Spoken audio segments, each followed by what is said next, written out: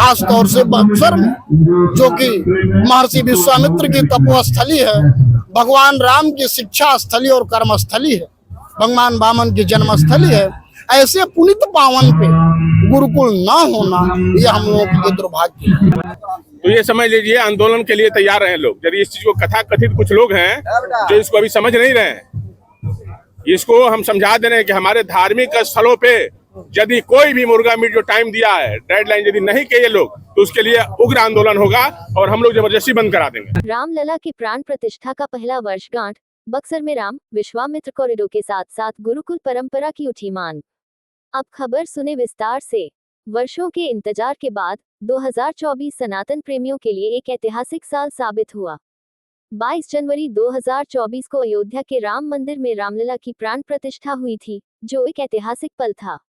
आज 22 जनवरी 2025 को बक्सर में उत्तरायणी गंगा के तट स्थित रामरेखा घाट पर महर्षि विश्वामित्र फाउंडेशन द्वारा भव्य आयोजन किया गया, जिसमें रामलला की प्राण प्रतिष्ठा की पहली वर्षगांठ को धूमधाम से मनाया गया। इस अवसर पर महर्षि विश्वामित्र फाउंडेशन के राष्ट्रीय संयोजक राजकुमार चौबे और भारी संख्या में उपस्थित सनातन प्रेमियों ने रामलला के प्रति श्रद्धा भाव से मंत्रोच्चारण कर उत्साहपूर्वक इस दिन को मनाया। इस कार्यक्रम में महर्षि विश्वामित्र फाउंडेशन के राष्ट्रीय संयोजक राजकुमार चौबे ने बक्सर के ऐतिहासिक महत्व को उजागर किया। उन्होंने कहा कि बक्सर महर्षि विश्वामित्र की तपोभूमि, भगवान राम की शिक्षास्थली और कर्मभूमि है। उन्होंने बक्सर में श्री राम के युवाकाल का भव्य मंदिर और विश्वामित्र कॉरिडोर बनाने की मांग की। राजकुमार चौबे ने कहा, बक्सर वासियों के लिए ये खुशी का पल है, क्योंकि बक्सर का इतिहास अयोध्या और मिनी काशी के समान है। हम चाहते हैं कि जैसे अयोध्या, काशी, मथुरा और वृंदावन का विकास हुआ, ठीक उसी तरह बक्सर का भी विकास हो। बक्सर में भी एक भव्य मंदिर बने, जो पूरे विश्व में प्रसिद्ध हो और बक्सर को विश्वामित्र के नाम से जाना जाए।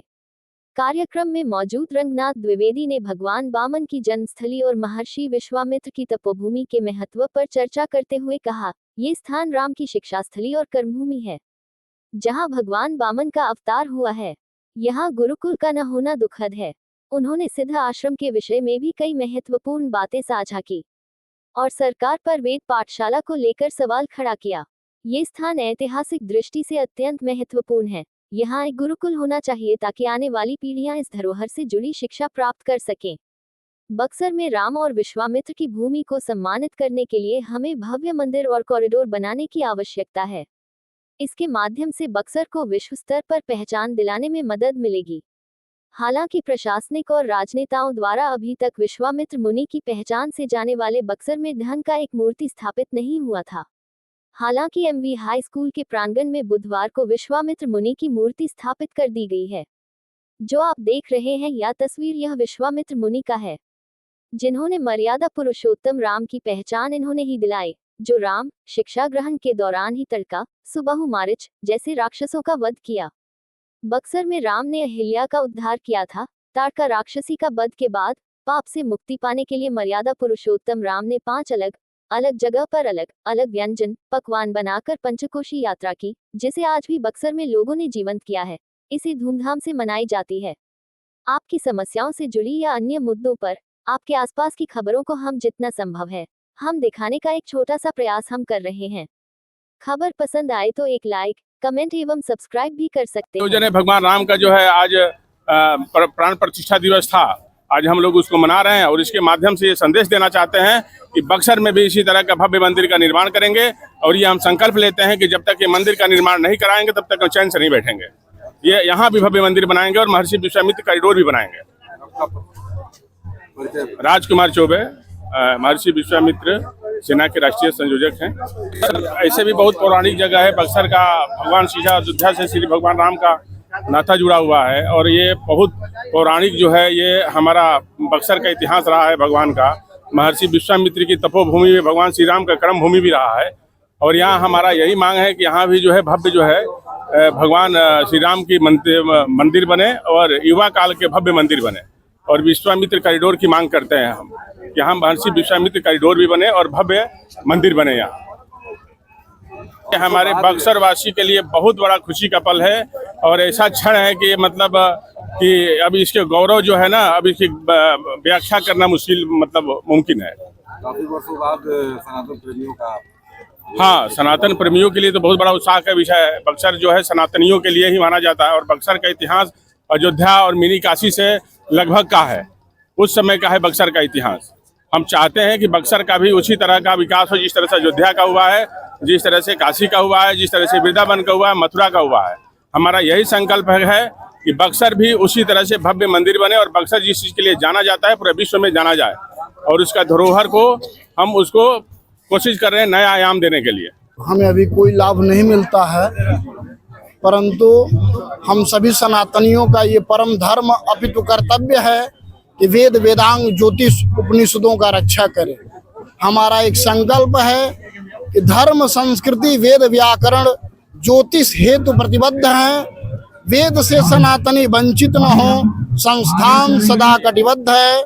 निज कर्मों में लग जाए हम, सनातनियों का सम्मान है। शिक्षा का यह अलख जगाता श्रद्धाचार्य संस्थान है। आपके द्वारा यहाँ पे कितने बच्चों को मेरे गुरुकुल में अभी 25 से 30 बच्चे वेद व्याकरण ज्योतिष का अध्ययन कर रहे हैं। कहाँ से बच्चे आए हैं? बच्चे हमारे बिहार से हैं, उत्तर प्रदेश से हैं, झारखंड से हैं, अन्य क्षेत्रों से बच्चे हमारे यहाँ रहते हैं। क्या ये नहीं लगता है कि बिहार में वेद की ज्ञान को लेकर के सरकार कहीं अनदेखी कर रही है? बहुत ज्यादा। बिहार ऐसे जगह है जहाँ पूरा विश्व पेन पकड़ना नहीं जानता था, तब समझ जाइए कि बिहार में तक्षशिला और नालंदा जैसे विश्वविद्यालय थे।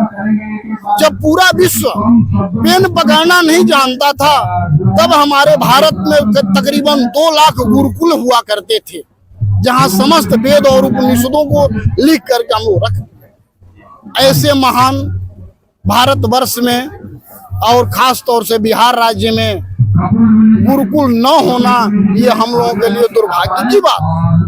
खास तौर से बक्सर में, जो कि महर्षि विश्वामित्र की तपोस्थली है, भगवान राम की शिक्षा स्थली और कर्मस्थली है, भगवान वामन की जन्मस्थली है, ऐसे पुनित पावन पे गुरुकुल न होना यह हम लोगों के लिए दुर्भाग्य है। लेकिन हमारे राजकुमार चौबे जी के द्वारा जब हमें ऐसा आश्वासन मिला कि सनातन विश्वविद्यालय का नींव रखा जाएगा, कि हम सभी सनातनियों के मन में एक बहुत सा उद्घोष व्याप्त हुआ। लगा कि कहीं कोई हमारे बक्सर का लाल एक आकर के खड़ा हुआ है जो सनातनियों के रक्षा के लिए। परिचय आपका? मेरा नाम रंगनाथ द्विवेदी, मैं सिकटौना के मूल निवासी हूँ और अपने गांव से कुछ दूरी पर वेद गुरुकुल का संचालन करता हूँ। क्या कारण है? लोग यहाँ सरकारें बनी, कितने लोग प्रधानमंत्री के मंत्रिमंडल में रहे, कितने करीबी रहे। आज हमारे देश के सबसे आज के डेट में कहा जाए तो सनातनी के सबसे महान नेता, ऐसा नेता आपको नहीं मिलेगा। लेकिन क्यों नहीं बताया गया कि बक्सर इस तपोभूमि है और बक्सर में ऐसे ऐसे लोग जो हैं, इतनी पुरानी इतिहास है भगवान राम का हुआ, तो बक्सर में क्यों नहीं होगा युवा काल का? महर्षि विश्वामित्र कॉरिडोर बनाएंगे और यहाँ बढ़िया और भव्य प्रतिमा भी बनाएंगे, ये मैं आपको वचन देता हूँ। और इसके लिए एकदम लगेंगे और बहुत जोर शोर से लगेंगे और हर स्थिति में परिस्थिति में लड़ेंगे भी इसको बनाने के लिए। आपने एक बार कहा था है और मैंने देखा कि आपने कई जगह शिक्षण संस्थान खुलवाए निःशुल्क, तो क्या लगता है कि ये मुहिम जो आपकी है ये कितनी सफल होगी? ये मुहिम तो हर जगह सफल ही है। मुहिम कहाँ, ये सब ऐसा मुहिम है कि लोगों को जगाते हैं कि आप अपने घर में संस्कृति और सनातन की बात करेंगे तो आपका विकास होगा।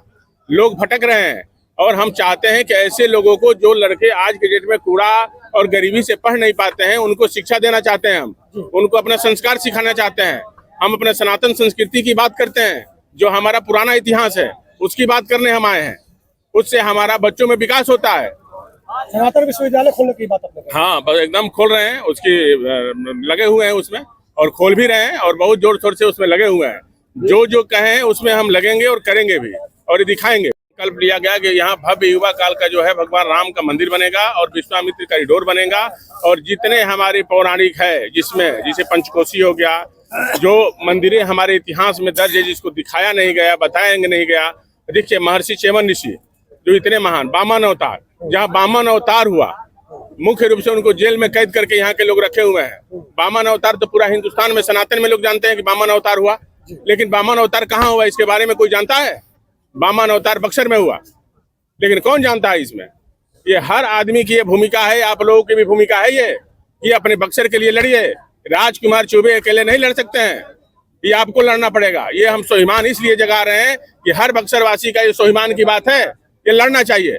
यहाँ रामरेखा घाट में देखिए कितने लाखों की संख्या में, हजारों की संख्या में लोग आए हुए हैं, लेकिन आते हैं गंगा में स्नान करते हैं फिर चले जाते हैं। लेकिन यहाँ भव्य मंदिर बनेगा तो क्या काशी से कम है हमारा बक्सर?